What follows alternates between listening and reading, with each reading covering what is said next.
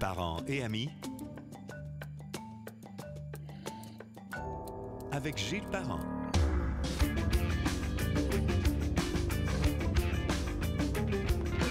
Bonjour et bienvenue sur Parents et Amis que l'on peut écouter sur gilesparent.com, sur Spotify, sur Google Podcast, Balado de Apple et le canal YouTube. De plus en plus de gens s'inscrivent d'ailleurs sur YouTube. On vous salue, c'est là que vous nous écoutez. Et n'oubliez pas, si vous voulez télécharger l'application Parents et Amis sans frais sur le Apple Store. On a un sujet d'intérêt qui touche beaucoup de monde aujourd'hui. Au Québec, la faune et la nature, vous savez, si vous ne savez pas, vous allez le savoir, c'est 303 700 chasseurs, 652 900 pêcheurs, 7 500 piégeurs, 1,6 milliard de dollars de dépenses par année effectuées par les adeptes et c'est au moins 12 250 emplois à temps complet créés ou maintenus grâce aux activités de plein air. Et on ne parle pas du quad, de la motoneige, des autres activités pratiquées en plein air, mais on va en parler aujourd'hui avec notre invité. C'est une mise à jour complète de tout ça qu'on va faire avec l'expert journaliste du Journal de Québec, Julien Cabana. Bonjour, Julien. Bonjour, là, on a fini par se trouver, mon vieux. Nous autres, les gens ne savent pas à quel point, technologiquement parlant, nos deux, ça fait 0. C'est 1 plus 1, mais on fait 0. On n'est pas très fort, hein? Non, on n'est pas très fort. On va éviter ça. De toute façon, quand on va en nature, tu sais qu'on n'a pas tellement besoin de technologie. Et voilà, c'est un très bon point, très bonne façon de le voir. Comment ça va dans l'ensemble, toi? Tu as l'air occupé en tabarouette. Je te lis dans le journal plusieurs fois par semaine, Julien. Écoute, on pense souvent que moi, j'ai des saisons qui sont courtes, précises, Oui. mais je suis à l'abri de rien. Tu sais qu'il n'y en a pas beaucoup qui font le métier que je fais au Québec, donc tout le monde vient vers moi. Là, j'ai toutes sortes de choses en préparation encore qui s'en viennent. Un cahier de pêche au début de mai au travers de ça, c'est que je n'arrête jamais. On va dire franchement, j'arrête pas, puis c'est le fun. Ça fait que moi, je passe un petit peu mon début de retraite comme ça. Oui, c'est ça, c'est une retraite, on dirait active, là. Ah oui, c'est le cas de le dire. Parce qu'en fait, je dirais plus que c'est une vraie semi-retraite là-dessus. Mais par contre, c'est ma passion, tout ça, et j'adore ça. Donc, pour moi, je ne travaille pas, je m'amuse. Puis autre chose, j'imagine, au fil des années, tu sais, on dit souvent à la blague, il faut que ça serve vieillir. Tu as tellement de contacts, tu connais tellement de monde que Ah, ton travail est facilité, puis en même temps, c'est comme d'utiliser tout ce que tu as fait depuis 30-40 ans, puis le mettre au service du monde qui lise. Dans le fond, c'est un peu ça, là. c'est ça que je fais. Écoute, comme tu viens de dire, le 1er mars dernier, j'ai commencé ma 48e année Wow. à écrire dans le Journal de Québec. Donc, c'est sûr qu'au fil de tout ce temps-là, j'ai des contacts dans toutes les régions du Québec, à tous les niveaux, policiers, n'importe quoi, Oui. partout. Je peux parler à qui je veux. Et parfois, je vois des nouvelles où on parle de des choses que moi, je pourrais aider, mais c'est pas je peux pas parler, mais tu sais, écoute, juste une anecdote en passant, Oui. lorsqu'il y a eu les tours jumelles, Oui. malheureusement, là, au fameux 11 septembre, Oui. bon, on a fermé l'espace aérien, mais ce que j'ai sorti, moi, comme nouvelle, le journal il a complètement capoté là-dessus. Moi, j'étais à la chasse au caribou à ce moment-là, c'est à Rivière-Georges, et les seuls, il y a un avion qui a volé. À partir de la rivière aux Feuilles pour aller vers Shefferville, après ça vers Montréal, c'est que le chef de police de la ville de New York était à la chasse au caribou dans le nord du Québec avec certains de ses membres de sa direction. Ah bon? Alors, ils ont autorisé ça. C'est les seuls avions qui ont volé dans le ciel après l'incident du 11 septembre. Mais moi, par hasard, j'étais là. Ça fait que j'ai rencontré le chef de police, j'ai fait un entrevue avec lui, j'ai fait des photos, puis j'ai mis ça dans le journal. Fait que comme tu vois, ça peut tout faire, la chasse, la pêche. C'est vrai qu'il y a beaucoup de... Quand on regarde dans l'histoire de la chasse, entre autres, le nombre de premiers ministres, de présidents, de grandes Ah, personnalités, on pourrait en faire un podcast de 3 heures, puis on n'aurait pas fini, là. Il y a tellement de monde qui ont profité de ça, hein. C'est juste une petite anecdote pour encore une dernière, excuse-moi. Là. Ah, il va y en Puis avoir d'autres. c'est ça. On va revenir à notre sujet. C'est qu'à un certain moment, j'étais dans la région de Sept-Îles où on était parti en hélicoptère pêcher plus haut sur des rivières. Mais quand on est revenu à Sept-Îles, on était sur le point d'atterrir. Ils nous ont demandé de rester dans le ciel. Il y a un autre hélicoptère qui rentrait et au sol, je voyais des militaires en rangée, puis je voyais une limousine au bout de ça. Ben voyons. Fait que je dis au pilote, j'ai dit, c'est que c'est ça, cette affaire-là, c'est qui? Écoute bien ce que je vais te dire là, puis tout le monde va l'entendre, là. C'était le fils de l'ayatollah Khomeini qui était venu apprendre à piloter un hélicoptère au Québec. Ben voyons. C'est lui qui était dans l'hélicoptère. Fait qu'on a atterri, nous autres à côté. On avait hâte de ne pas descendre. Je l'ai vu sortir, monter dans la limousine, puis il est parti. Tu sais, c'est ça le Québec. On ne sait pas. Il y a beaucoup d'histoires comme ça avec Puis c'est la assez nature vaste, hein. On est d'accord que Ben quand, oui, ben quand on oui, se met à ben oui. regarder la densité, on n'a pas de densité au Québec par rapport à Non, l'Europe. non. C'est grand, les territoires, c'est Tu sais, fou, là. les Rockefeller avaient bâti une pourvoirie dans le nord, ben, un camp privé dans le nord des Monts-Valin pour cacher leurs fils, pour pas qu'ils aillent à la guerre 39-45. Avec le temps, c'est devenu une pourvoirie, mais c'était un camp pour ça, cacher les fils, pas qu'ils aient à la guerre. Il était caché ici au Québec.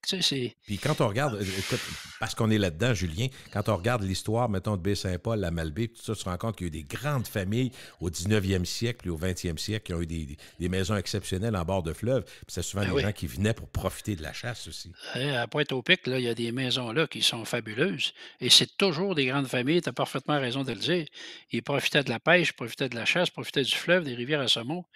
Écoute, on a une richesse au Québec que peu de gens connaissent vraiment. Moi, j'ai eu la chance de vivre au travers de tout ça. Et je trouve ça absolument formidable. Et puis, écoute, tu donnais des chiffres tout à l'heure. Je Oui, suis content. Je suis content qu'un gars comme toi, tu donnes des chiffres parce que ça fait des années que je le dis, moi. Puis, oui. au gouvernement, c'est des bons payeurs de taxes, les chasseurs, les pêcheurs, parce que ça rapporte énormément d'argent, ça, au coffre du gouvernement. L'achat des permis, l'achat de matériel. Mhm. Puis là, on peut dépasser, comme tu marquais, la motoneige, le quad, on peut tout dépasser ça. C'est des milliards. Vois-tu, dernièrement, j'avais une rencontre avec des gens qui sont représentés à toutes les provinces du Canada dans le cadre d'une rencontre ici à Québec du Conseil mondial de la motoneige. Et puis, il y avait des gens de tout le Canada qui étaient là. Et au Canada, il y a plus d'un demi-million de motoneigistes qui dépensent 9,3 milliards de dollars pour la pratique de leur activité. Wow. Fait que, tu sais, c'est beaucoup d'argent, tu sais. Puis l'autre affaire, en lisant, tu vois que tu vas comprendre que je te lis aussi, Julien, c'est que quand on travaille bien avec tout ce qui s'appelle la biologie puis la faune, on est capable même de réguler les prises pour être capable d'aider au renouvellement de la nature. Oui. Fait que, quand c'est fait intelligemment, il y a moyen que la chasse serve bien, ça fasse plaisir à ceux qui vont faire ça, et aussi aider à l'équilibre de la reproduction. Dans le fond, c'est un peu vrai, là. Ben, c'est notre job. Je dis, comme chasseur, c'est notre travail, c'est-à-dire d'aider parce qu'une surpopulation, où qu'elle soit, on le voit à Longueuil, ça détruit son habitat, Oui. ça brise tout. Les animaux, il faut que ça mange, il faut que ça vive, ça ne comprend pas, là. Alors, à un moment donné, il faut enlever certaines personnes parce qu'en biologie, il y a ce qu'on appelle la capacité de support du milieu dans un espace donné. Il ne peut pas y avoir une population plus élevée que tant d'individus, sinon là, on a des problèmes de maladies, de destruction de l'habitat, de tout ça. La chasse, ça sert à contrôler, à aider au contrôle de toutes ces choses-là. Et puis, écoute, avec toutes les générations qui chassent depuis le temps, grâce à ces plans-là, on n'a jamais eu autant d'orignaux qu'on en a au Québec, mais même autant de chevreuils. Le chevreuil, il pousse comme du chien dent présentement. ça sort de partout, les chevreuils, tu sais. C'est Ouais. parce qu'on On les a fait des protège. choses. Ben oui, on a fait des choses pour les protéger. Bon. Bon, OK, On va- allons-y. Quand on parle d'amateurs de plein air, pour toi, ça comprend quoi? Je sais que c'est assez large. Là, on en a parlé un petit peu dans l'intro, mais pour moi, c'est un peu la pêche, la chasse. Mais il faut quasiment rentrer là-dedans la navigation, les sports motorisés, les sports nautiques, c'est large. Puis la randonnée, le camping, tant qu'à y être, le VR. Fait que finalement, le tourisme puis le plein air, c'est large, large, large. Là. Le plein air, c'est large. Moi, je te résumerai ça rapidement. C'est sur toutes les activités qu'on peut faire à l'extérieur, en nature, ou même maintenant en milieu urbain, avec les pistes cyclables, ces choses-là. Pour moi, c'est du plein air. C'est d'aller dehors, c'est de prendre l'air. Le mot plein air, il y a le mot air dans ça. Ben oui. Il faut être en plein air. Faut pas avoir de toit sur la tête. Il ne faut pas être pris dans un véhicule. Il faut être en plein air. Fait qu'en plein air, c'est ça que ça veut dire. Tu es dehors. Fait que c'est sûr que ce que tu me dis là, la chasse, la pêche, la navigation, c'est toutes des activités qui relèvent du monde du plein air parce que c'est ça. Ça, c'est très gros. Et beaucoup de gens ont compris qu'ils pouvaient vivre des choses au Québec, dans la nature, faire d'autres choses que toujours aller dans des endroits précis, sortir à l'extérieur. Ils ont été forcés de se créer une vie qu'à faire quelque chose et tout. Puis c'est là qu'ils ont découvert bien des choses. Remarque, il y a des endroits qui n'ont jamais été remplis comme ça. Les pourvoiries, ça s'est rempli. Regarde l'île d'Anticosti, la villégiature, c'est rempli complètement. C'est une chose qui n'avait jamais été vue pendant la pandémie, c'est ça. Je pense qu'il y a beaucoup de gens et les gens ont maintenant du matériel plus sophistiqué. Tu sais, avant, on s'achetait des bottes à vache, comme on dit, puis un imperméable tout croche pour aller dans la pêche ou dans le bois. Ouais. Aujourd'hui, il y a même une mode dans ça. Tout a changé, tout a évolué. Et les outils aussi sont plus faciles, plus simples, plus faciles à trouver. Je veux dire, il y a la beaucoup technologie, les d'informations. avancements, la science, ça doit aider aussi là-dedans. Ah, c'est sûr que la science, ça a trouvé des choses absolument formidables. Je me rappelle, moi, des premiers temps, il fallait se battre avec une canne à pêche pour réussir à faire lancer. Aujourd'hui, tu as des cannes à pêche ultra légères que tu vas lancer un leurre à une distance faramineuse que tu ne pensais jamais de le faire parce qu'ils ont modifié la canne, ils ont modifié les fils pour qu'ils se déroulent mieux. Tu sais. Les moulinets sont plus faciles à opérer, même pour un novice. Ça, c'est un exemple pour la pêche. Pour les motoneiges, c'est pareil. On a trouvé différentes techniques pour même les motorisés, on a fait des motorisés de toutes les grosseurs, toutes les grandeurs possibles, imaginables. C'est vrai. On a vraiment développé beaucoup. Puis la science y a fait pas beaucoup parce qu'on a fait des études avant de lancer. J'avais exemple, je faisais une rencontre pour le Pulsar cahier de pêche. On parlait d'une veste de pêche qu'on a pris quasiment 1 an à développer. Ben voyons. Des essais, des tests, ça fait pas. Dans les poches, ça fait pas. Bon, ça ne fait pas assez ventilé. Le tissu ne fait pas. Puis regarde, ça a pris quasiment 1 an à créer cette veste-là pour arriver à être capable de la vendre au public.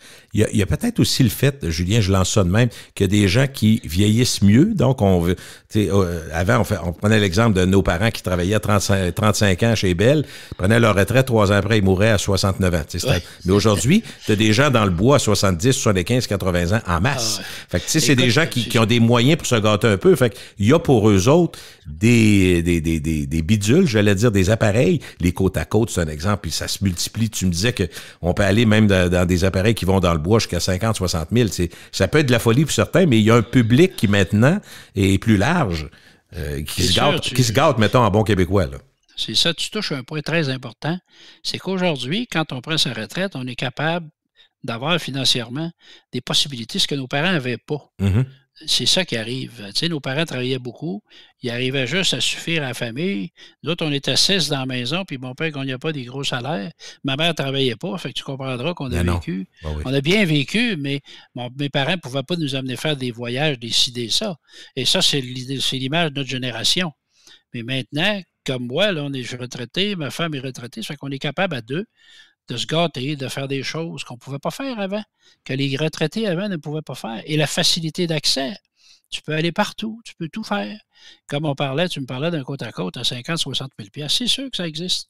Il y en a qui vont dire c'est fou de s'acheter ça, mais pour d'autres personnes, comme j'ai rencontré, c'est une forme de liberté. Ils se promènent en forêt, ils sont heureux, ils ont le confort qu'ils veulent. Tu sais, il faut s'ouvrir l'esprit et penser qu'on ne peut pas toujours avoir la même chose. Sinon, on vivrait comme dans les films qu'on voit, avec tout le monde est pareil, c'est tous des robots, mais c'est pas ça, là. Mais en même temps, Julien, un côte à côte coûte 60 000. Il y a quelqu'un qui l'a fabriqué, qui a eu une job pour ça. Il y a quelqu'un qui l'a vendu, qui avait une job pour ça. Il y a quelqu'un qui l'a acheté, qui a mis de l'argent en économie pour ça. Il faut le voir aussi positivement, là. Puis si c'est des gens qui font attention à la nature, puis qui font attention de rester dans les sentiers, pas tout arracher, ben il n'y a pas tant de problèmes que ça, là.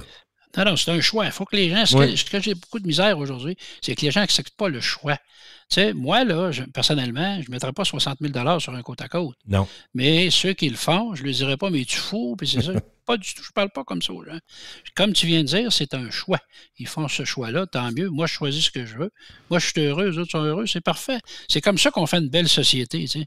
Surtout après la pandémie qu'on vient de vivre. Absolument. Dis-moi, après, justement, parlant de pandémie, on a de la misère à en sortir, mais ça devient une référence dans nos vies, c'est sûr. On voit qu'après des arrêts forcés, cette année, on a repris les salons chasse-pêche. Dis-moi l'importance que ça a, parce que je sais que les gens les attendaient. Cette année, il y a eu pas mal de monde quand même. Donc, jusqu'à quel point ces salons-là sont comme un fer de lance pour la saison, par exemple? Ben, c'est simple, c'est que les gens avaient besoin de se rencontrer, de toucher aux choses, de discuter. Tu sais, moi, personnellement, quand j'achète un voyage, je ne suis pas capable d'aller sur un site, je n'ai rien contre les compagnies qui le font, là, puis d'aller me booker un voyage sur un site X.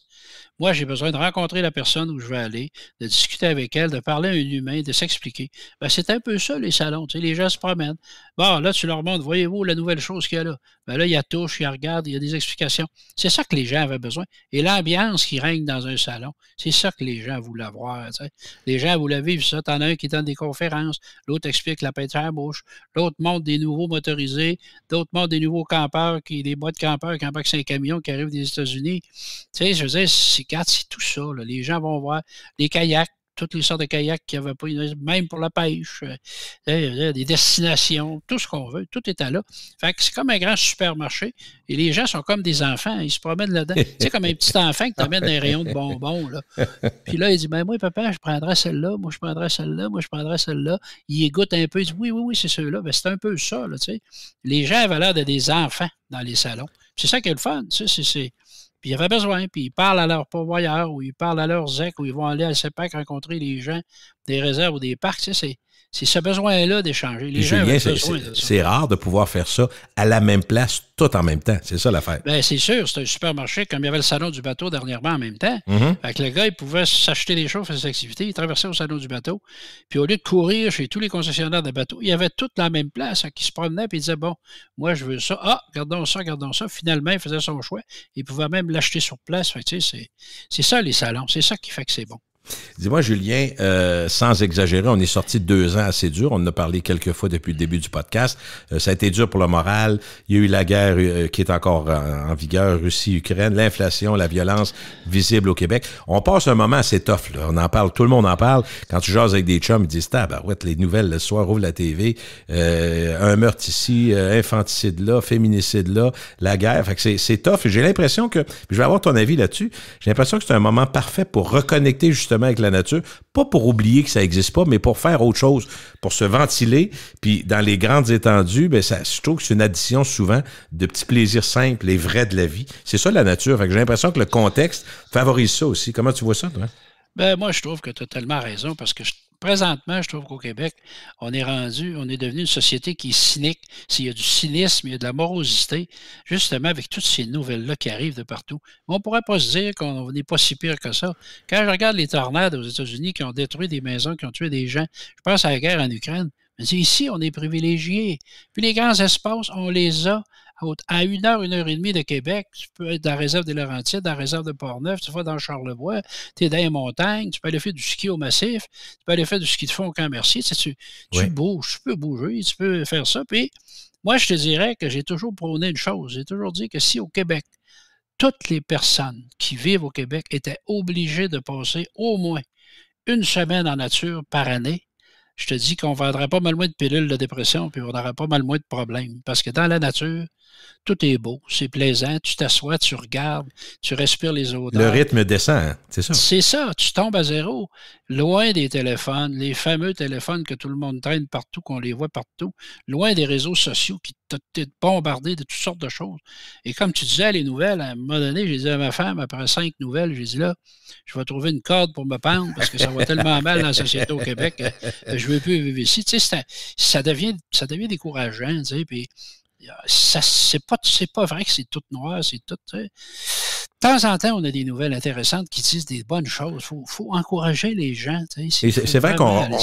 Peut-être la pandémie a réussi ça de positif, Julien, c'est qu'on s'est rendu compte qu'il y a de l'espace au Québec, il y a des choses à voir. Il y a beaucoup de places puis de régions qu'on ne connaissait pas. On va en parler. Je veux qu'on en parle tantôt parce que toi, tu en connais quand même, tu écris pas mal là-dessus. Là, je veux qu'on parle du moment de l'année. Donc, on est fin mars, croisée des saisons. Printemps est arrivé, ça paraît pas trop dans les derniers jours. Au moment où on enregistre, on est le 28 mars, puis on est sorti d'une trentaine de centimètres de neige. L'hiver est pas complètement fini. On est comme à cheval entre le printemps puis la fin de l'hiver. Pour les amateurs de plein air, il y en a plusieurs qui se préparent pour la belle saison. Mais dis-moi, mars-avril, normalement, on prépare quoi? On regarde quoi? Est-ce qu'il faut déjà réserver pour les chalets, les lieux, les lacs? Qu'est-ce qu'on fait ce temps-ci de l'année? La première chose à faire, c'est si on a l'intention d'aller en quelque part, que ce soit faire de la villégiature, n'importe quoi, oui, tu as raison, il faut réserver assez rapidement parce que la demande est importante. Okay. Mais pendant ce temps-là, moi, c'est ce que je fais présentement. Je révise tout mon matériel de pêche, je nettoie mes cannes, je nettoie mes moulinets, je change le monofilament qu'il y a dedans. Tu sais, c'est le temps, là, c'est l'époque où on se prépare, on nettoie, on regarde, on fait l'inventaire, on va se procurer ce qui nous manque pour vraiment être prêt quand ça va arriver parce qu'on est tous pareils. Quand ça commence, on veut s'en aller, on veut partir. Tu sais. Puis pour les amateurs de motoneige, ben, c'est le temps de ranger la motoneige puis de faire une mise au point pour l'été. Puis le quadiste, ben, il faut qu'il reprenne son quad qui, après l'avoir hivernisé, il faut qu'il le mette aux soins du printemps, ça s'est changé ses huiles, ses pneus, tout ça. Il y a des entretiens comme ça. C'est là qu'on est. Là. On est dans ce temps-là de l'année. Là. Vraiment, là, les préparatifs, mais tu sais, même les vêtements, il faut regarder nos vêtements, il faut aller acheter ce qu'il nous faut. C'est ça qu'on vit présentement. En tout cas, moi, je pense que tous les amateurs de plein air, c'est ce qu'ils vivent présentement, parce qu'on est entre deux. Tu as raison de dire qu'on est entre deux saisons. C'est un peu comme préparer un voyage, dans le fond. même si c'est des petits voyages d'une fin de semaine, d'une journée, c'est que tu prépares. La planification est souvent intéressante. Ah, on pourrait faire ça, on pourrait faire ci, on pourrait peut-être là. Essayons de réserver là. Fait que tu sais, t'as ça, puis après ça, tu le vis, puis après ça, tu n'oublies jamais ça. Fait que tu sais, même si tout le monde aime voyager. Fait que d'une certaine façon, aller, mettons, un 3 jours en Gaspésie, un 4 jours sur la Côte-Nord, c'est un voyage. Il est juste différent, mais c'est un voyage. C'est ça, c'est un voyage. Puis tu sais, il faut que tout se prépare. Moi, personnellement, j'ai ce que j'appelle une petite boîte à malice que je traîne toujours dans mon auto, dans laquelle j'ai les couteaux pour faire à manger, j'ai des épices et des huiles, j'ai toutes sortes de petites choses comme ça. Là, ça va être ça que je vais faire bientôt. J'achète tout ça, je mets ça dans ma boîte. Quand j'arrive à un endroit, à pêche, n'importe quoi, je veux me faire telle chose, j'ai ce qu'il me faut dans ma boîte. Elle sert-tu ta boîte au moins? Elle sert? Tout le temps. Okay. Elle sert tout le temps, je la vide à toutes les saisons. Parce que c'est des tartares de truite, parce que c'est vraiment là, du poisson de toutes les façons possibles. Quand on est à la chasse au petit gibier, on se prend des perdrix, puis on les arrange, on les mange. Tu sais. On a toujours besoin d'avoir des choses. Puis souvent, dans les camps ou dans les chalets, ben écoute, il y a des choses, mais il nous manque. Ça. Oui. Puis nos épices, tu sais, bon, moi, je me fais un sac avec mes petites épices que j'aime. Tu sais, un petit pot d'huile d'olive. C'est ça, de l'huile d'olive et de l'huile de pinot, parce que c'est ça que pour la cuisson, c'est meilleur, tu sais. Ouais. L'huile d'avocat, c'est des choses comme ça. Je traîne ça avec moi. Puis c'est toujours. Ce qu'on veut pas que tu traînes, là, avec ce que tu nous as dit tantôt, c'est une corde. Non, ça, j'ai dit ça. Non, je comprends que c'était de l'ironie. C'était de l'ironie, ben oui. C'est de l'ironie, parce que je trouve qu'on devrait dire qu'on vit pas on n'est pas dans un goulag au Québec. Là. On vit dans un pays. Il y a pire, c'est ça que tu dis. Il y a pire. Puis apprécions-le. On va vider la question de l'hiver 22-23, si ça ne dérange pas.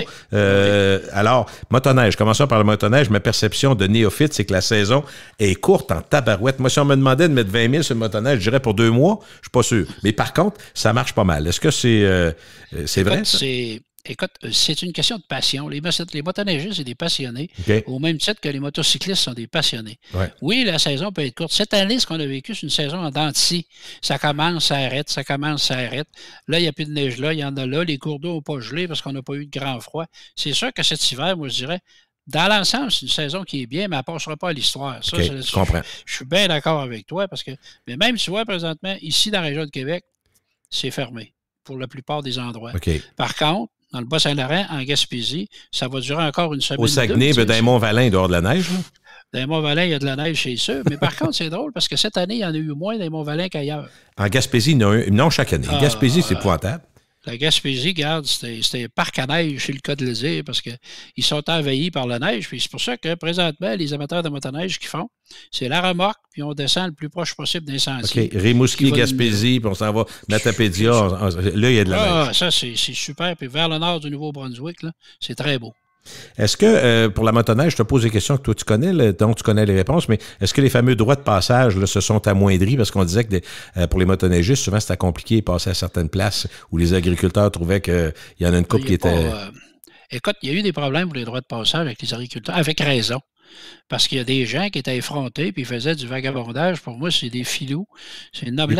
Des colons qui s'en allaient, qui sortaient des sentiers, c'est ça. C'est ça. Mettons, parce que lui, un agriculteur qui est un propriétaire terrien qui te laisse passer, lui, il te laisse passer sur un secteur donné où il n'y aura pas de dommages au printemps quand la neige va partir. Ouais. Alors, si tu sors de là puis tu t'en vas jouer dans des plantations puis partout, tu brises tout, c'est sûr que lui, il va venir le feu au cul, comme on dit en québécois, puis il va couper le droit de passage. C'est ça qu'on appelle du vagabondage. Les gens sortent. Heureusement, cette année, il semble y avoir eu une baisse dans ça, mais il ne faut pas les lâcher parce que, tu sais, les gens sont fous. Ils sortent là dans le sentier, ils sont dans un champ. Oh, il y a de la belle neige, je vais aller là. Mais qu'est-ce qu'il y a en dessous? Tu es en train de briser des récoltes et briser des plantations. Il faut faire perdre de l'argent au propriétaire, puis le gars, il va se choquer parce que, regarde, souvent, là, terminé.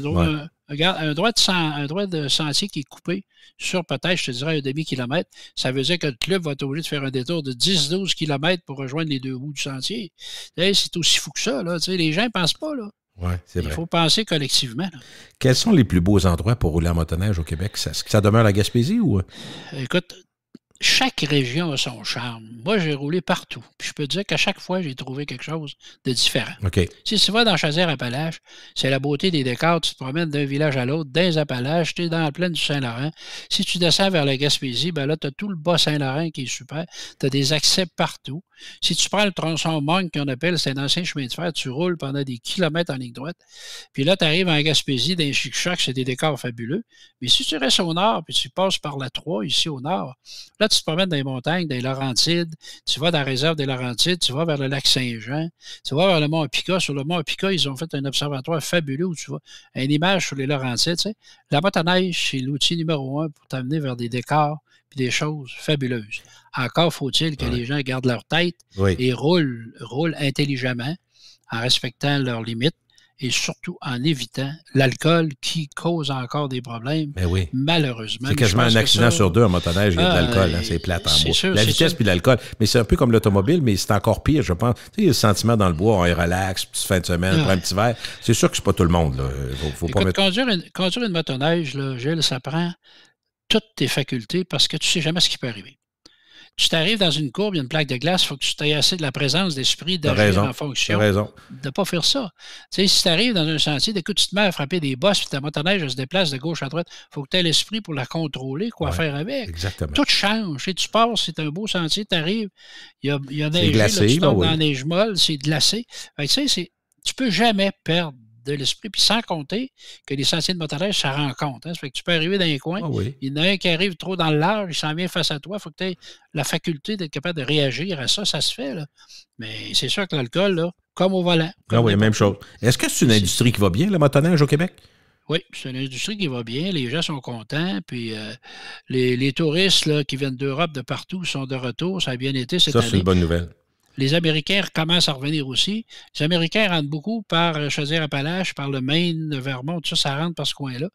Et les Ontariens aussi viennent beaucoup au Québec, par l'Outaouais. Non, ça va bien. Là. Je veux dire, écoute, on ne peut pas se plaindre, ça va bien. Au Québec, dans le fond, c'est une fierté, la motoneige. Ça a été inventé ici au Québec. Mais est-ce que, je sais qu'au fil du temps, les Japonais sont là-dedans, tout ça, on a compris, là, mais est-ce qu'on améliore pas mal ces véhicules-là au fil du temps?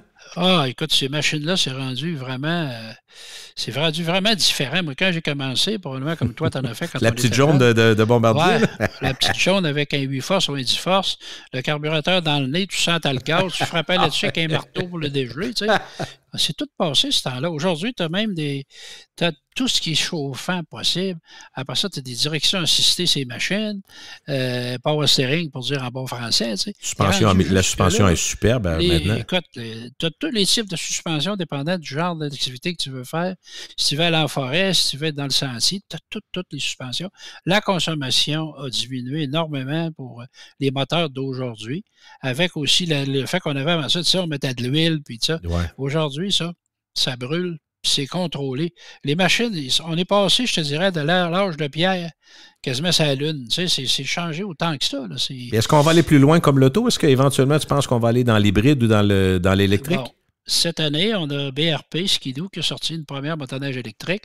On a déjà aussi la compagnie qui fait des motoneiges électriques depuis des années et qui veut sortir du rang. C'est une compagnie qui veut se faire une usine à Shawinigan. Puis là, je veux dire le nom, ça m'échappe, mais écoute, ça fait longtemps qu'eux autres font des motoneiges électriques. Alors oui, on est rendu là, on s'en va là. Et Bombardier a dit, comme Polaris s'en vient, écoute, Skidoo BRP a acheté une usine de moteurs électriques en Autriche. Polaris en a acheté une aux États-Unis.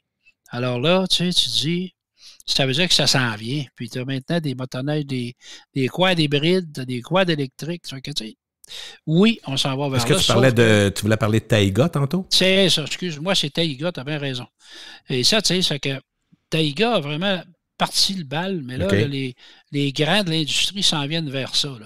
Là, cette année, c'est des débuts timides, c'est limité, ces modèles-là sont limités au tour opérateur avec, exemple, à la porte d'un hôtel, ils vont faire un petit circuit avec un guide de 30 km. Pas de longue distance pour l'instant. Non, parce que, écoute, c'est l'autonomie qui va être le problème. Oui, c'est ça. Parce que la performance et l'électricité, ça ne va pas vraiment ensemble, sauf s'ils ont le moyen. Mais je pense que les ingénieurs vont y arriver. Parce qu'à chaque année, on pense, là, ils sont rendus au bout, il n'y a plus rien. C'est le contraire. Ils nous sortent toujours. Ils avancent. Des choses. OK. Ben, parlant dans le bilan de l'hiver, on va parler des quads. Quand on parle de quads, c'est les 4 roues traditionnelles puis les côte à côte. Est-ce que je n'oublie? Y a-t-il autre chose que ça? Non. Ce qu'on appelle les quads au Québec, c'est ça. Il y a pas ça des autoquads puis des motoquads. Puis en tout cas, ils sortent toutes sortes de noms. Mais un 4 roues, un côte à côte, c'est comme ça. J'ai une question pour toi d'observateur. Mettons que tu as le choix de t'acheter une motoneige puis une quad, sachant que le quad, tu peux rouler 12 mois par année, mais il me semble que le quad devient un choix plus intéressant. Je me trompe-tu? Ça se compare Mais pas. ça se compare pas. OK, c'est ça que je m'attendais à ce que tu me dises, ça n'a rien à voir. Aucune comparaison, ça n'a rien à voir. Mais le quad, si quelqu'un avait un véhicule qui va rouler 12 mois par année, c'est sûr qu'il est mieux de s'acheter un quad ou un autoquad. Oui. Mais si quelqu'un veut vivre la sensation d'une motoneige, ben, ça ne se compare pas. Tu ne peux pas. Le contrôle, la suspension, la différence, c'est pour ça qu'ils ne sont pas dans le même sentier non plus. Hein, alors, on pourrait pas dire, moi, je pourrais pas dire que les quadistes, c'est des anciens conducteurs de motoneige. Il doit en avoir à travers, là, mais... C'est les deux. C'est les deux? C'est des deux bords, OK. Bon, écoute, il y a eu un sondage de la Fédération de motoneige à un moment donné qui reposait la question aux gens, qu'est-ce que vous faites comme activité? Mettons, premier, il disait la motoneige, deuxième, le quad, troisième, la chasse, la pêche. Tu sais, c'est tout le même monde qui font tout ça. Ça gravite vraiment autour des mêmes adeptes. Comment on se partage le territoire? Je sais qu'au début, mettons, il y a 15 ans, je dis peut-être n'importe quoi, mais 15-20 ans, les quadistes étaient dans les jambes des motoneigistes, ça chialait, c'est épouvantable. Est-ce qu'aujourd'hui, on travaille mieux? Est-ce qu'on, des fois, on partage les sentiers ou on fait des sentiers parallèles? Comment ça marche, grosso? Bon, là, premièrement, il y a deux fédérations. Il y en a une pour le quad, il y en a une pour la motoneige. OK. Les deux fédérations ont créé un réseau de sentiers qui sont différents. Oui, ça peut arriver, exemple, quand il y a un pont à traverser, que ça va se partager sur le pont, mais après ça, chacun prend son coin. OK. Et puis là, tu sais, c'est vraiment, non, ça va bien, là. C'est ça qui va arriver. La chose que j'ai vue, moi, c'est que souvent, les gens, par méconnaissance, vont se tromper, tu sais. Les poteaux rouges à la motoneige, les poteaux bleus, c'est le quad. Ça m'est arrivé, je me suis fait regarder, moi, l'année passée, je suis allé, je me suis trompé on était sous les fameux fils électriques. Fait que là, je voyais moi, je connaissais pas les couleurs. Fait que là, à un moment donné, il y en a un qui m'a fait signe, hey, t'es pas à bonne place. C'était correct. Il m'a pas sauté dessus, il m'a juste fait signe gentiment. Tasse-toi, mon oncle. C'est ça, les novices, il y en a, puis des novices, il y en a eu beaucoup. Avec la pandémie, beaucoup de gens sont achetés des quads, beaucoup de gens sont achetés des motoneiges. C'est tous ces gens-là, là. Il faut qu'ils apprennent, il faut que tu leur laisses le temps. Il ne faut pas être dur, comme le monsieur t'a fait, la fois. Arrêter, il faut l'expliquer à personne. Il faut lui montrer les signaux pour dire il y a quelqu'un en arrière, on est 4, on est 5 avec la main et tout ça. Il faut tout expliquer ça aux gens. Quand c'est fait de façon responsable, dans le respect de la nature, du milieu et de ses capacités, c'est deux loisirs que tu peux t'amuser vraiment beaucoup. Bon, on va parler de la chasse automne-hiver, donc un petit bilan de la chasse avec Julien, c'est toujours agréable. Qu'est-ce que ça dit en gros? En fait, la chasse, dans les deux cas, l'orignal, dans le cas gibier, l'orignal, chevreuil, ça a quand même bien été. Les résultats ont été bons, puis il y en a des gibiers. L'orignal a baissé un peu. Tout le monde se pose des questions, mais personne, tu sais, j'ai écrit, puis je me suis fait dire des méchantes choses, parce que c'est ça souvent, les médias sociaux. Mais tu sais, le gros problème, la grosse saison intensive de chasse à l'orignal, la météo, il faisait trop chaud. Puis l'orignal, c'est un animal de froid, c'est pas un animal de chaleur. Donc, lui, quand il fait 28 degrés dans le jour, là, il se cache dans les talles de bois à l'ombre. À l'ombre, OK. Puis sur le dessus des montagnes, au vent, ça, lui, il n'est pas fou, hein, il va aller se promener. Puis par contre, c'est pour ça que les gens me disaient, ben là, je les entendais la nuit, mais pas le jour, c'est sûr. La nuit, il faisait plus frais, là, il était actif, même pendant la saison des amours, les accouplements, tout ça. Mais il appelait dans le jour, il ne venait pas parce qu'il faisait trop chaud, il ne bougeait pas, il faisait la nuit. C'est parce qu'on ne peut pas contrôler ça. Les changements climatiques existent, mais pour le chevreuil, ben moi, écoute, le chevreuil, ça dépend des régions. Il y a des régions qui en ont beaucoup, des régions qui en ont moins. Mais dans l'ensemble, il y a 250 000 chevreuils au Québec, il y a 135 000 permis vendus. Il y a eu un taux de succès de 35-38 %. C'est bon, ça? Oui. C'est bon, c'est 1 sur 4 à peu près qui tire un chevreuil. C'est énorme parce que moi, je me souviens quand j'ai commencé ça, mon vieux, quand ça voyait passer une tache de poêle, là, t'en regardes aller, hein? Aujourd'hui, moi, personnellement, je pratique, puis ça, c'est une chose, j'ai pas besoin d'une loi, puis j'ai pas besoin d'un règlement pour m'obliger à pratiquer une protection des gibiers.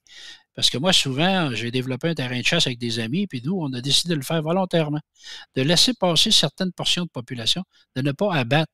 Moi, par exemple, une femelle qui a un jeune veau, je n'abats pas la femelle ou le veau, je les laisse passer, je les laisse vivre. Un jeune mâle, je le laisse aller, tu sais, je veux créer une population. Aujourd'hui, là, écoute, l'automne dernier, j'étais assis dans ma cache, j'avais 6 chevreuils devant moi qui mangeaient mes pommes. Tu sais, je veux dire, mais au début, il n'y en avait pas beaucoup, je te le dis, mais là, on les a développés. Fait que il faut aider la nature, mais il faut arrêter de se plaindre. Dis-moi, Julien, comment on mesure le succès ou l'insuccès? C'est-tu juste le nombre de prises qui mesure un succès? C'est le nombre de permis vendus par rapport au nombre de gibier abattu. C'est comme ça qu'on fait une moyenne. C'est là qu'on sort le chiffre. Puis je voulais dire aussi que j'invite les gens à faire une chose. Au lieu, parce que souvent, en orignal, c'est un permis, 1 pour 2. Des fois, 1 pour 3, 1 pour 4, ça dépend des endroits. Ouais. Le chevreuil, c'est chacun, mais la plus belle chasse, là, Gilles, c'est le petit gibier. C'est une chasse sans stress. Tu te promènes doucement en forêt, il fait beau, les odeurs d'automne, c'est fabuleux. La perdrix, le lièvre, dans le fond, c'est un peu ça. C'est ça. Tu vois un petit oiseau de perdrix, t'arrêtes, tu dis, bon, celle-là, tu sais. Puis on fait des belles rencontres entre amis, on fait des bonnes bouffes, c'est super le fun. C'est comme ça, d'ailleurs, qu'il faudrait initier toute personne qui va à la chasse. La petite chasse? Ça. Ben oui. Commencer par la petite chasse. Là, en passant, la popularité de la chasse est bonne, je voulais te le dire. Là. Il y a 20 au-dessus de 20 d'augmentation dans les cours de maniement, d'armes à feu, tout ça, pour créer de nouveaux chasseurs à chaque année. Fait qu'il y a encore du monde qui veut aller à la chasse. Puis je t'expliquerais que les dames sont très présentes. C'est vrai, hein? Jeunes. Il y en a de plus en plus. Ben, écoute, les dames, c'est simple. Moi, j'analyse ça comme ça. Puis pendant des années, monsieur à la chasse, madame a travaillé. Là, madame est retraitée. Fait que là, elle disait, monsieur, à ce temps, tu ne pars plus tout seul, mon homme. Là. On y va ensemble. Je vais avec toi. Elle suit ses cours, puis elle va avec lui. Il y a beaucoup de femmes comme ça que j'ai rencontrées qui me disent, écoute, t'avais ça. Qui sont joints au plaisir. Oui. Ben oui, c'est sûr. Parlons de la pêche maintenant. Est-ce que la pêche continue de croître ou si l'intérêt s'essouffle? Non, la pêche, ça va très bien dans la pêche. Écoute, les pourvoiries se remplissent, les réserves, ça se remplit, les écs, il y a du monde partout. La pêche, c'est simple, c'est facile, c'est pas compliqué. Tu sais. Ça coûte pas trop cher quand même. Je dirais que c'est d'entrée de jeu, c'est d'entrée de gamme. Ben, c'est ça, tu sais. Puis en mer, encore là, tu peux pêcher ici, sur le bord du fleuve. Là, la promenade, sur le bord du Saint-Laurent, ici, là. Ben, les gens, il y en a qui pêchent le brochet, le doré dans le fleuve à Gué, là, à partir du bord. Tu peux faire ça. En Gaspésie, partout ces quais, tu peux pêcher. Tu sais, c'est la chose la plus simple. Si tu décides d'aller tu peux pêcher sur des lacs qui sont sur les terres publiques. Tu peux aller dans une ZEC où tu vas payer moins cher, ou tu peux aller dans des auberges fabuleuses qui vont te faire vivre la vie de château, comme on dit, en pleine forêt, puis qui vont t'offrir de la pêche de grande qualité aussi. Tu sais, la palette est grande pour la pêche parce que tu peux le faire très, très, très, très simplement avec ta petite tente à toi et tes affaires. Après ça, tu peux avoir des chalets que tu vas louer. Tu peux aller dans des pourvoiries. Fait que, selon tes besoins, selon tes intérêts, tu peux. Mais je veux prendre 2 secondes, Julien, pour parler un peu des pourvoiries. Je sais que tu avais écrit il y a une couple d'années qu'il y avait des périodes de tremblement d'un pourvoirie, c'était plus difficile, puis tout ça. Fait que, est-ce que la pandémie était bonne pour eux autres? Est-ce que ça a été... écoute, c'est rétabli. Okay. La pandémie a amené les gens à découvrir les pourvoiries du Québec. Okay. Parce que souvent, les gens disaient, ouais, là, je viens de la chasse, Ils se sont découverts. Ils sont allés vivre la villégiature.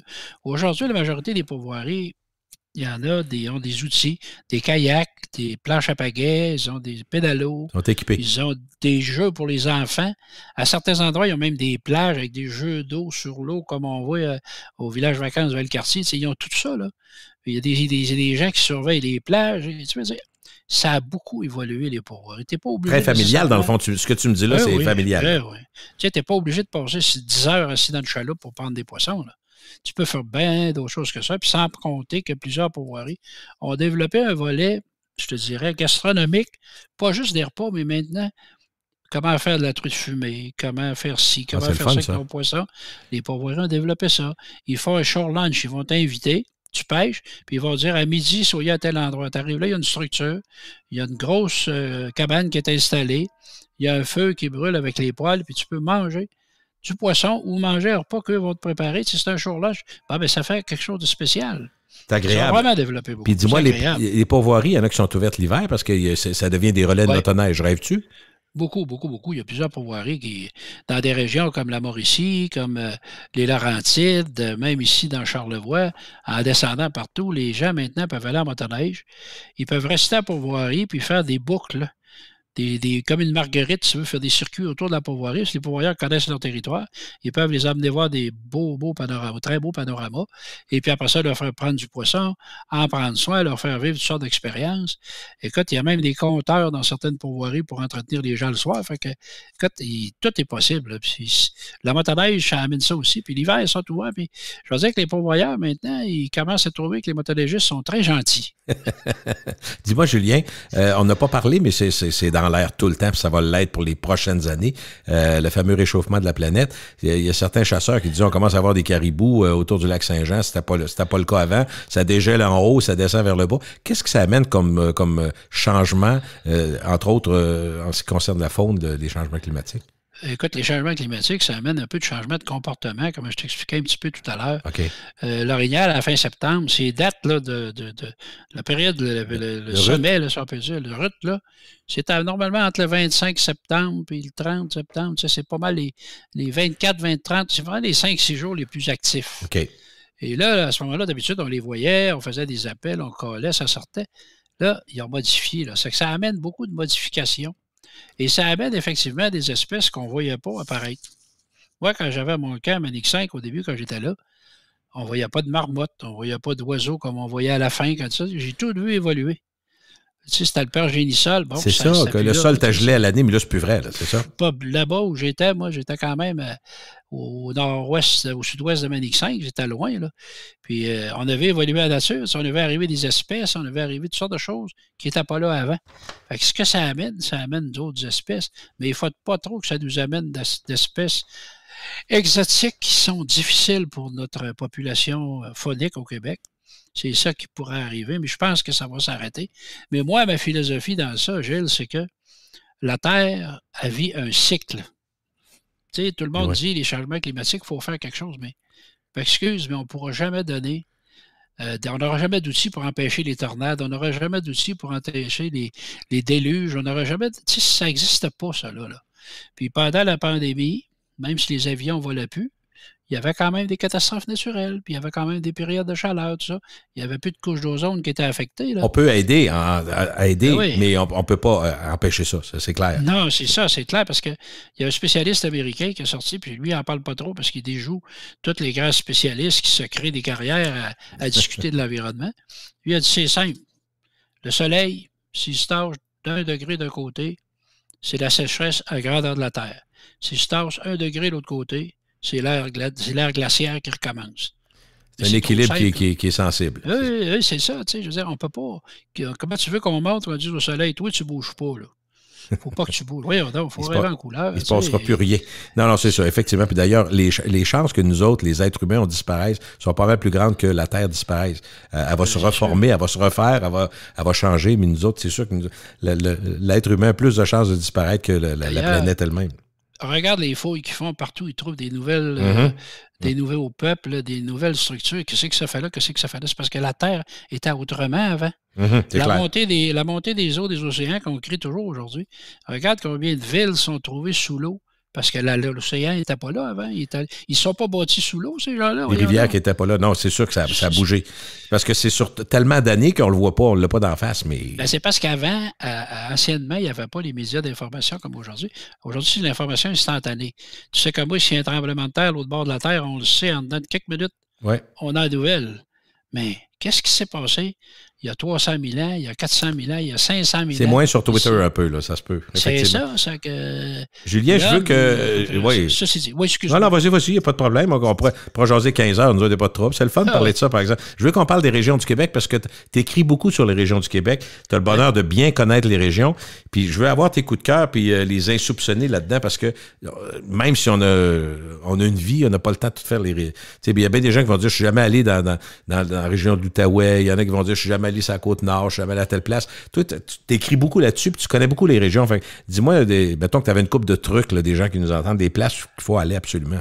Écoute, je pense qu'il faut sortir des sentiers qui nous amènent toujours en Gaspésie, par exemple. OK. Tu parlais de la Côte-Nord. Moi, personnellement, je considère que la Côte-Nord, en allant jusque vers Sept-Îles, ces endroits-là, c'est magnifiquement beau. Il y a des plages à perte de vue. Il y a des endroits formidables à découvrir. Tu sais, Port-Cartier, Sept-Îles, c'est un coin fantastique. Je veux dire, si on monte vers Blanc-Sablon, même, il y a moi, j'ai monté jusqu'en haut de Blanc-Sablon. J'ai même été à la Terre-Neuve par la route là-bas. Tu sais, je veux dire, il y a des régions qui sont formidables. Mais mes coups de cœur, si tu veux que je te dise, le dépaysement total, c'est vraiment la Côte-Nord qui nous l'offre. Quand on monte, comme je te dis, le plus à l'est possible, vers Natashquan, ces coins-là, Tête-à-Baleine, tout ce coin-là. Ça, c'est le dépaysement total.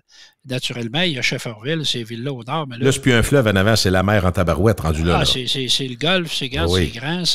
Écoute, j'ai vécu une expérience à Blanc-Sablon. On était ensemble, ma femme était avec moi, tout ça, on était un petit groupe. On mangeait dans la salle à manger de l'hôtel, du homard, le capelin roulait, il y avait une baleine, puis il y avait un iceberg en arrière.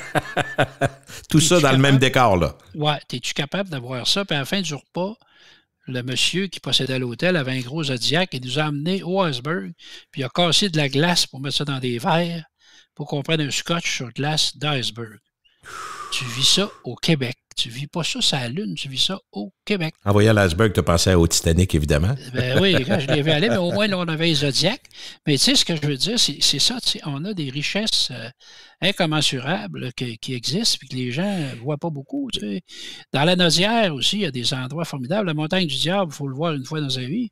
Tu sais, c'est des endroits, Chaudière-Appalaches, il y a des sites là, qui sont assez fantastiques. Puis, Anticosti, pour moi aussi, ce sera toujours une histoire d'amour. Tu y retournes souvent? Est-ce que tu y vas chaque année? Ben, je vais dire franchement, les gens vont peut-être être un peu choqués de ce que je vais dire là, mais c'est par quand j'en ai profité, je vais te le dire. Ça fait 47 ans que j'y vais 2 fois par année pour la chasse et souvent l'été au moins une fois. Ben voyons donc, tu es allé plus de 100 fois. Oui. As-tu vu bien des changements au fil des 30 années? Oui, j'ai vu évoluer surtout le village, ces choses-là. Mais la nature est restée telle quelle. Les gens là-bas sont respectueux. Les gens n'abusent pas de la nature. Tu sais, c'est un peu un petit cocon. Moi, je dis que c'est un continent dans un continent. Pour moi, l'île d'Anticosti, c'est complètement différent d'ailleurs. C'est une île qui est sortie du fond de l'océan.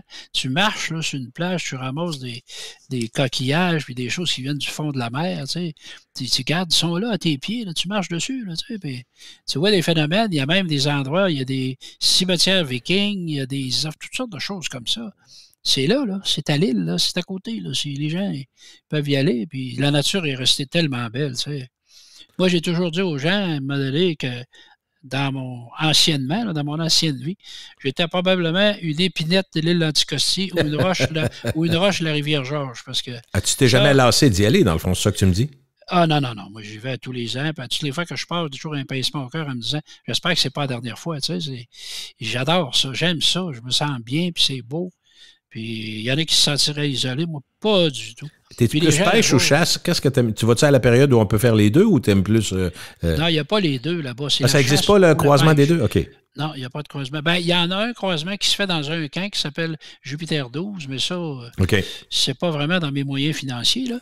Mais pour le reste, là, tu peux y aller. L'été, c'est super. Il y a beaucoup de villégiatures l'été. Il y a des épaves tout le tour de l'île. Tu sais qu'il y a au-dessus de 1000 épaves qui sont autour de l'île. Je suis allé une fois, puis j'ai été ébahi, j'ai été renversé, j'ai adoré ça. Mais écoute, comme le gars qui est jamais allé, tu vas rire, Julien, quand j'ai vu tous les camions avec les grosses barres de fer en avant, le gars il disait non, tu vas voir que c'est pas juste une apparence, c'est pas cosmétique. Non. Tu vas voir que tu vas en voir des chevreuils, là.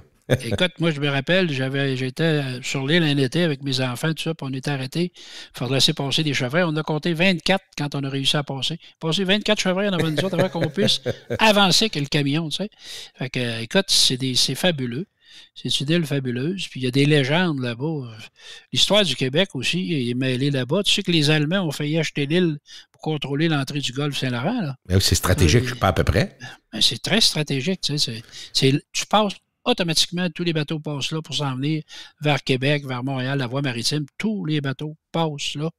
Puis tu les vois, là, des fois, tu es à l'île, tu vas passer des gros paquebots au large. Puis, tu vas passer des paquebots de passagers ou tu vas passer des bateaux de croisière, c'est-à-dire puis des paquebots. Là. Tout ça, l'île, c'est vraiment spécial, mais il y a aussi des belles choses sur notre continent. Un peu partout, oui. Ben, tu vas dans la réserve Saint-Maurice, puis il y a un endroit qui s'appelle le Steamboat. C'est que tu marches, tu arrives à un endroit, il y a un rocher qui est là.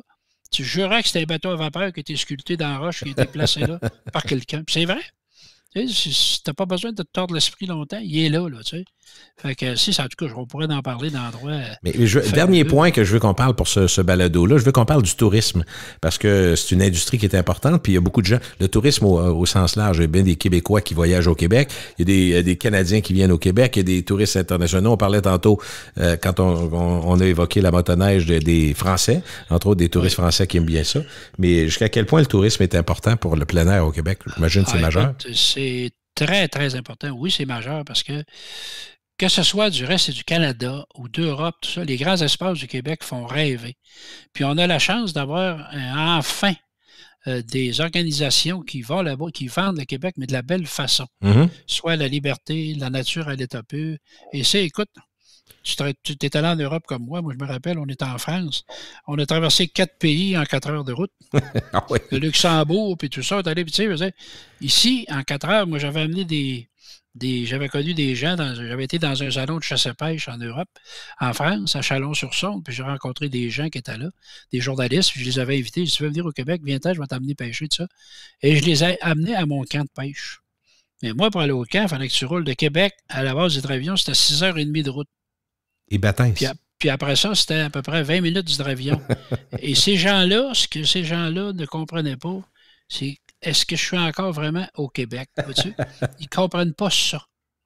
Puis, tu sais, j'ai dit dans ce salon-là, d'ailleurs, un Français, j'ai dit, il me parlait, je vais aller chez vous, là, je vais pêcher le Charles, le saumon, tata. J'ai dit, combien vous venez de temps? Il dit, 10 jours. J'ai dit, j'espère que vous avez un bon hélicoptère pour vous transporter. Mais pourquoi? Ben, j'ai dit, les distances, monsieur, là. Le saumon est en Gaspésie, puis le Charles est au nord. Puis là, tu sais, il ne me comprenait pas. Il y avait une carte du Québec. Ben dit, oui. voyez-vous la baie du Tson, là? Il dit, la France, elle rentre dans ça. Puis il dit, autour de ça, c'est le Québec. Le gars me regardait. Il avait quasiment l'air de penser que je riais de lui. Mais tu sais, on a une nature au Québec et les touristes viennent chez nous. Parce qu'en plus, on a des structures intéressantes. Tu sais, les pourvoiries, les réserves phoniques, les ZEC, tout le monde. Tu peux te débrouiller. Les terrains de camping, il y en a partout, bien organisés. Beaucoup de gens, tu les vois souvent l'été, ils louent des motorisés, des petits motorisés, des petits classe C, là, Canada Aventure, ces choses-là. Bon, ça, c'est la grosse mode présentement en Europe. Les gens viennent ici, ils louent ça, puis ils se promènent. Ils vont, tu sais, les touristes avant, ils partaient, ils arrivaient ici, ils voulaient aller au chute Niagara. Puis, ils voulaient voir le Château Frontenac, puis ça arrête à C'est drôle ce que tu dis, mais tu sais, pour avoir parlé à quelqu'un qui travaille au Château Frontenac, il me disait, non seulement il voulait faire ce que tu dis là, mais il venait pour 4 jours, puis il voulait faire les chutes Niagara, il voulait peut-être aller voir aussi Montréal, il voulait aller faire un petit tour à Ottawa, il va revenir à Québec, il voulait voir la baie James, puis peut-être aussi le trou de Percé. Mais là, le gars, en 4 jours, oublie ça. Là. Il n'y a aucune notion. Les distances 0-0-0. Écoute, il n'y a pas parce que c'est tellement grand ici, tu sais. Tu sais comment ça marche, comment en France, tu roules, tu sors des villages, tu rentres dans l'autre. Ouais. Il y a une pancarte jaune avec une pancarte avec une barre rouge, après ça, tout de suite après, il y a la pancarte bienvenue. Tu sais, mais ici, c'est pas ça. En tout cas, écoute, oui, le tourisme dans tous les niveaux. Que ce soit la motoneige, n'importe quoi. On vient de se faire couper. Non, pas du tout. On est là. Moi, je t'entends très bien. T'as-tu eu peur qu'on soit coupé? Excuse-moi. Non, il n'y a pas de problème. Julien, écoute, on est nerveux avec la technologie, mais pourtant, ça sonne impeccable. On est vraiment tout va bien. Je m'excuse auprès des gens qui vont écouter ça. Oui, j'étais un peu nerveux parce que je suis un gars de nature. La technologie, pour moi, j'ai encore besoin des techniciens qui viennent m'aider pour mon ordinateur, ces choses-là. Es-tu capable d'aller dans le bois sans avoir ton cellulaire? Ben, je vais toujours dans le bois sans mon cellulaire. Ouais. Parce qu'il y en a qui s'organisent avec des tours, il y en a qui sont équipés maintenant. Écoute, c'est fou, là. T'es d'accord? Oui, j'ai toujours le cellulaire. Écoute, ce que j'ai, c'est un cellulaire, oui. Je le garde, mais il est fermé, je ne m'en sers pas. Si je peux m'en servir, comme maintenant on peut faire des appels par Internet, oui, je l'ai. Mais ce que j'ai avec moi, c'est un téléphone satellitaire. Au cas, au besoin pour la sécurité, c'est ça? Ben, écoute, j'ai passé au feu une fois dans ma vie, j'ai tout perdu. Dans un incendie, j'ai même été brûlé assez sévèrement. Dans le bois? Oui, en Haute-Sept-Îles, dans la réserve phonique Port-Cartier-Sept-Îles. Et puis, on a sorti à l'hôpital de Sept-Îles, on s'est emmené à Québec. Mais si je n'avais pas eu de satellitaire pour appeler les secours, on était pris là. On se parlait pas aujourd'hui, peut-être? Ben, en tout cas, on se parlerait peut-être différemment, tu sais, mais c'est ça qui m'a sauvé la vie. C'est pour ça que moi, j'ai acheté ça, puis je le traîne partout. En motoneige, en quad, il est dans mon sac à dos. Tout est là. Mais tu payes quand tu l'utilises. Je ne connais rien là-dedans. Parle-moi-en donc 2 secondes. Parce que je sais qu'il y a des gens qui y pensent. Même dans ma famille, nous autres, on a 2 camps de pêche. Puis on se dit, on devrait-tu en avoir un? On vieillit. Tu sais, on est rendu à 50, 60, 70. On y pense, mais on se dit, comment ça marche? On ne sait pas trop. T'achètes. On avait un, nous autres, au camp de pêche, qu'on laissait là. OK. Et puis, tu vois, quand j'ai passé au feu, j'avais tellement peur. Je le mettais dans une boîte en métal accrochée après un arbre sur le bord du lac. Je ne voulais pas qu'il reste dans le chalet. Je ne voulais pas que ça m'arrive encore. Mais oui, tu peux avoir de 2 façons. Tu peux l'avoir à la carte ou en abonnement annuel. Moi, je l'ai en abonnement annuel parce que je m'en sers tout le temps. Mais tu peux l'acheter pour une certaine période donnée. Puis tu vas avoir assez de minutes pour t'en servir pour tes camps de pêche, ces choses-là. Parce que on vieillit, puis moi, j'avais même acheté un défibrillateur à la fin. Ah oui? Parce qu'on écoute, on vieillissait tous. Ça ne coûte rien, des défibrillateurs. Ça coûte 1 200 $ à la gang. Tu t'achètes ça, tu mets ça dans ton chalet. Puis c'est simple d'opération, ça peut sauver. Tu sais, du cœur, tu sauves la vie de quelqu'un, là, c'est sûr. Il faut juste savoir comment ça marche. C'est très simple quand tu vas le chercher. Écoute, tu mets les 2 panneaux sur la poitrine, là. Et c'est la machine qui te dit, OK, pèse sur le bouton. C'est rendu là, c'est rendu aussi sophistiqué que ça. Fait que, tu sais, tu es capable de le faire fonctionner facilement et ça sauve des vies. Bon, et quand tu es isolé, comme vous autres, je ne sais pas si vous êtes isolé beaucoup, moi, j'étais très isolé. Pas tant que ça. Nous autres, on voyageait juste en hydravion, nous autres. Ah non, on n'est pas là. Nous autres, on est dans la réserve Port-Neuf, on est ailleurs. Là. Ça veut dire que c'est 30 km, 40 km dans le bois, mais il y a des chemins, puis il y a du monde autour. Tu sais, c'est pas si mal. Là. C'est juste que quand il faut agir rapidement, on se dit que ce serait une sécurité qu'on devrait avoir. Ah, c'est toujours mieux d'avoir ça. Il ne faut jamais se priver de ça. Puis être membre aussi d'Air Médic, moi, je trouve que toute personne qui va en forêt devrait être membre d'une organisation. Comme Air Médic, il y en a plusieurs. Là, je dis Air Médic, mais il y en a parce qu'il est connu, là, c'est ça. Oui. Ben, c'est ça, tu sais, mais pour se sortir... moi, j'ai été malade au camp de pêche, puis j'ai sorti immédiatement à l'hôpital de Bécomo grâce à ça. J'ai appelé, puis ils sont venus me chercher, puis envoyé à l'hôpital. Tu sais, ça a été... Mais tu sais, c'est le fun de te parler, Julien. Tu as tout vécu. Tu as eu le feu, tu as été malade, tu as défibrillateur. Tu sais, quand tu n'as fait 30-40 ans, tu as tout vu. Tu as vu toi et vedette dans le bois, les premiers ministres. Fait que, finalement, on n'a pas fini de se parler. J'ai eu la chance de chasser avec des gens, surtout à l'époque où le caribou était populaire dans le monde entier. Les plus grands chasseurs au monde venaient chasser le caribou au Québec. Puis tu sais, il y a des gens qui ne savent pas c'est quoi, mais j'ai chassé, moi, avec le frère du chat d'Iran. Ah oui? Qui était un des plus grands chasseurs au monde. Et qui avait avec lui son garde du corps qui buvait ou qui goûtait tout ce qu'il y avait devant lui. Oh mon Dieu! Tout le temps. Parce qu'il avait tellement peur d'être empoisonné, c'était ça. Même s'il était ici. À côté de lui, il y avait un Hawaïen, M. Yamamoto, je ne sais pas trop quoi. Là. Lui, c'était le plus grand chasseur au monde à cette époque-là. Il nous a invités à Hawaï dans sa maison avec un buffet de sushi, une montagne de glace pleine de sushi. Tu sais, c'était des affaires de fou, tu sais, je veux dire. Oui, j'ai pu vivre des choses fabuleuses et surtout, en finissant, je te dis une chose, Gilles, puis aux gens qui nous écoutent, j'ai été chanceux, j'ai vécu de mes passions. Ce qui n'est pas le cas de tout le monde. C'est pas le cas de tout le monde, effectivement. Ben, merci beaucoup, Julien. C'est gentil. Puis on va te lire dans le Journal de Québec, Journal de Montréal tout le temps. C'est beau. Merci beaucoup. Salut.